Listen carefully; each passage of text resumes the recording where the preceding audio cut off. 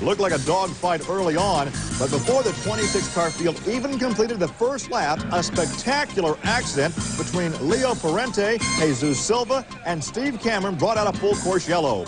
Going into turn 5, Parente and Cameron locked wheels, launching Parente over the tire barrier into the catch fencing. Bodywork and debris flew over the spectator area, but neither Parente nor the fans were hurt. For those Shakedown viewers bothered by the way I move my arms when I talk, have I got good news for you. 4 weeks of this, 6 months of therapy. You happy?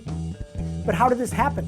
It's not an old racing injury from that 1993 crash that JF just had to show you. No.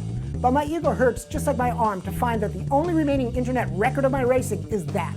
My version of bump and rebound. Okay, if it wasn't racing, how did I get hurt? C-Trip DJ Hero. Number one. Get from in front of me. Get from in front of me. Tell you what, you tell me how this happened. The most creative, most effed up scenario wins. Something. JF will figure it out. And yeah, I'm left-handed. When we come back, Redline Time Attack. Redline Time Attack had their latest event at Spring Mountain in Nevada. AutoStream sent a camera team to capture the VOD and talk to some of the drivers.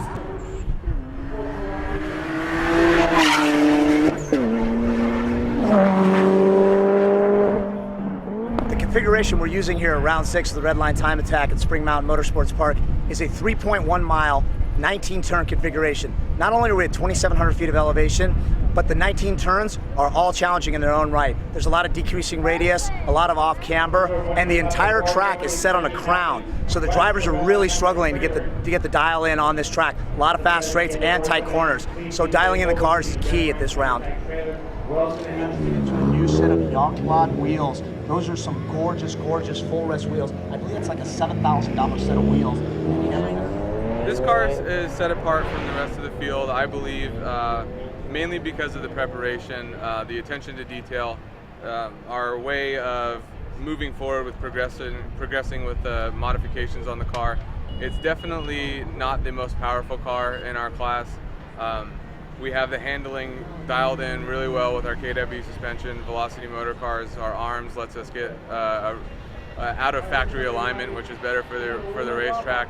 The aerodynamics package, we do a lot of testing and stuff with that throughout the season. Redline Time Attack serves an important purpose in auto racing. TA offers a lot of track time for the dollar, sophisticated timing and scoring, and a venue to polish your driving, your setup skills, and to showcase your car building, car tuning talents. If the American Le Mans slogan is for the fans, Redline TA would be for the drivers. Think of a TA event as a tailgate party for drivers and tuners to hang out together and to share the passion. Redline Time Attack is also the perfect showcase for tuner companies to demonstrate their products. It's also, unlike traditional racing, open to unlimited engineering, not rules, restrictions, or spec racing.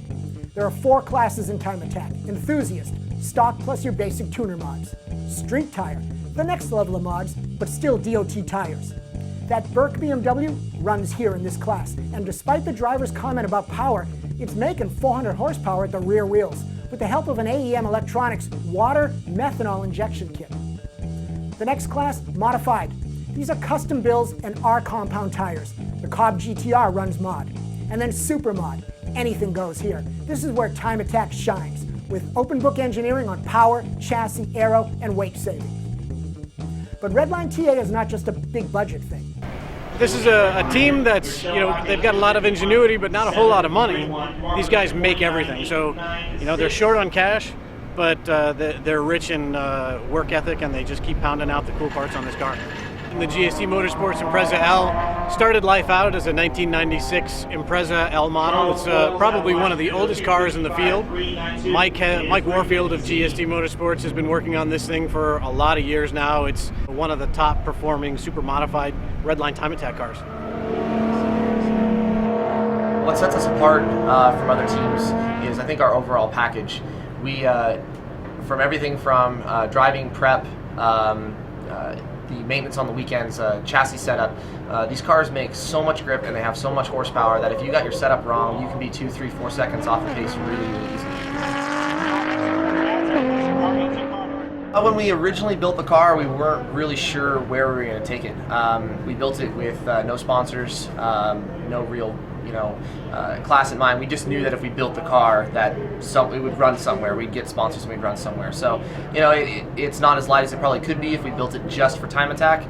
But the car's been built on a budget. As much as it costs a lot of money every weekend that we're here, doesn't necessarily mean we have an unlimited budget to build the car.